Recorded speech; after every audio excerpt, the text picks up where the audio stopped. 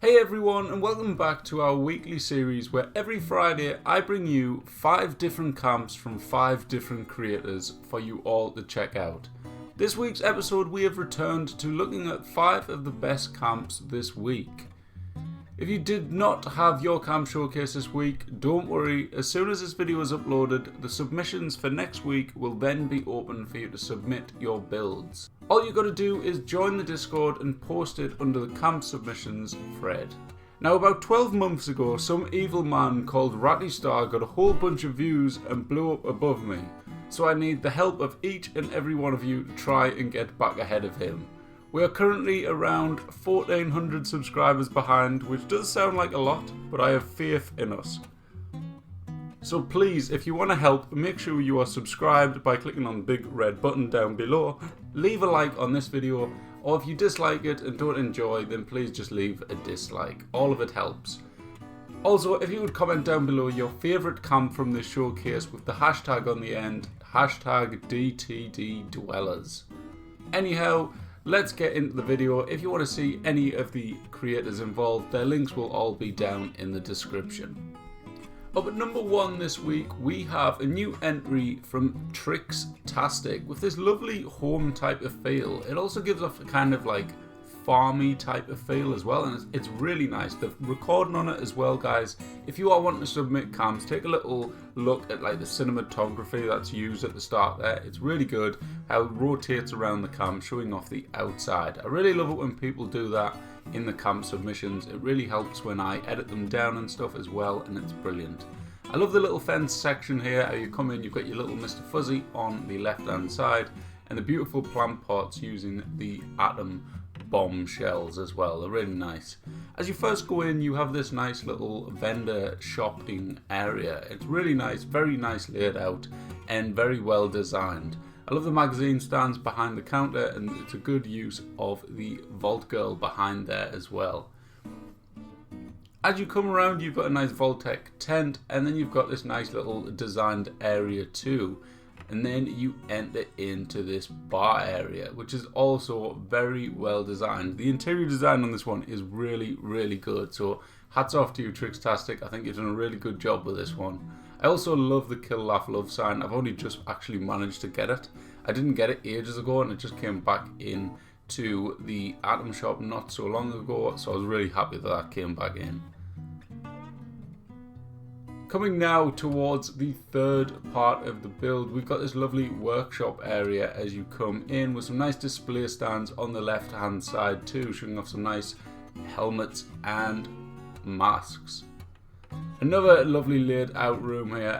I just love the whole feel of this camp. I think it's really like a proper home feel, and you just got to enjoy home type of camps every now and again, because obviously you get some crazy camps, you get some like refurbished type of pre-existing structured ones, and then you get ones that's just really nice home feels as well, which is always good when you're adventuring the wasteland. You've got to have a nice home to come back to after you've been farming some legendaries and doing your dailies.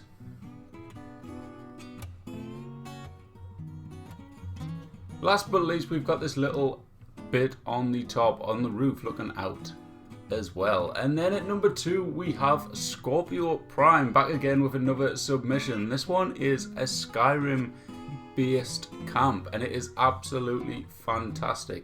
I believe it is the Riverwood Inn, where you've got Delphine down in the basement and stuff, and it looks absolutely fantastic. The fire pit in the centre is brilliant, and I don't know if you paid attention there, but right at the start, them chandeliers, which you can see now at the top of the screen, it is so fantastic and such like innovative, the idea of that. I don't know if Scorpio was the first person to do it, I'm not entirely sure, but if he was, hats off to you, Scorpio. I can't remember if you said you were or what, but absolutely brilliant. What it is if you go and actually watch the full video and have a look, you've got some conduits going down, you've got a nice iron chair, I believe, or iron table, and then it's got torches around it, which is brilliant. So you need to go have a look at his original video to have a good look at them.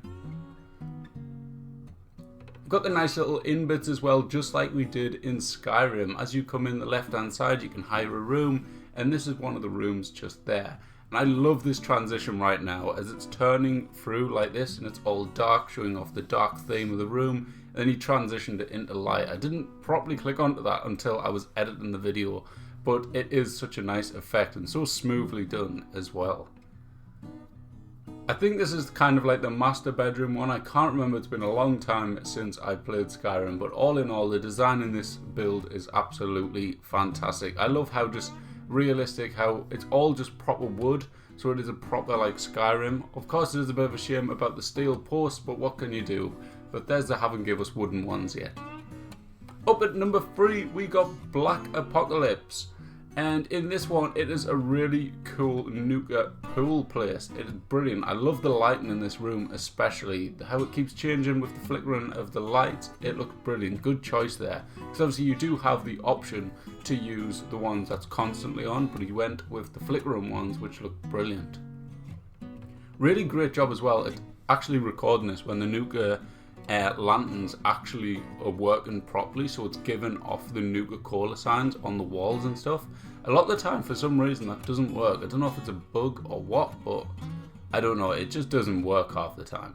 But I just love the whole layout of this build. I love the colours that's being used, the little bits and bobs around it, like the tables there, which is the X cartwheel type of things there. It's a really good idea to have the lanterns on top of them, or lamps should I say. And then you come out the back here as well, and more Nuka-Cola lanterns with the mirror ball as well, which looks brilliant from a lighting perspective. I love the choice of signs on the walls as well to add a little bit of extra light. They look really, really cool. And then just in here as well, I love this room. I don't know what it is about it. I don't know if it's just the decoration or what, but this is such a good vending room. I love the little area on the left hand side with the lamps and the settees. And then, I don't know why, but that brick wall, I don't know why, it just looks brilliant, and I'm not sure why I love it so much, but it just looks great.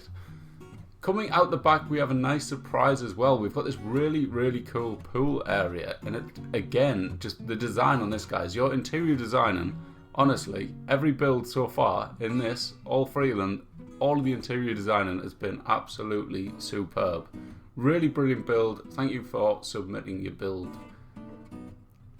Up at number 4, we have Morpheus. Again, we're another submission. This must be a couple of weeks running now for Morpheus and Scorpio. So guys, please get your build submitted if you want yours in. We need some competition for these guys. They keep bringing out good builds, but we need some people to try and beat them. This one here is a fisherman's type of a settlement type of thing. So he's got this little bird watching spot here looking out on the river. And then over here he's got a vending station straight in front, like a little shop type of area. And just down the front here, where he's turning into now with the windmill, comes down to one of the rooms which you can actually rent. A really good idea as well here. If you look at the floor, he's got the guard posts. Now, this is the first person I've ever seen to use the guard posts, and Morpheus has a really big thing for guard posts in this game. He loves using them and he loves testing out little things with them. So that was a really cool idea. And like I say, I've never seen anyone else do that in the game. I might be blind and just haven't realised it and haven't paid attention. But yeah, I can't think of anyone else that has done that. But it looks so cool. It's a nice little effect. It's something that's different. And it's one of them little details. He could have just used half floors if he wanted, but he didn't. He went with guard floors, and it was a really, really good idea. There's a little room which you can hire out, obviously if it was a little fisherman settlement in game, and then it overlooks the river, which looks brilliant.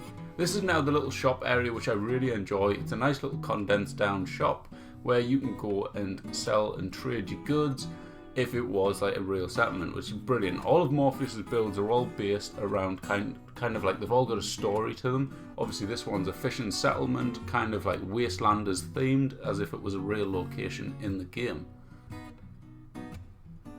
Coming up here now, we've got another room where he's got all of his crafting workbenches. And this one, look at how condensed these little 2 floors are with the amount of workbenches he's fit in there. And every single one of them, I can guarantee you, will work because it's Morpheus, and Morpheus is very picky about these things. If it doesn't work, he'll tell you.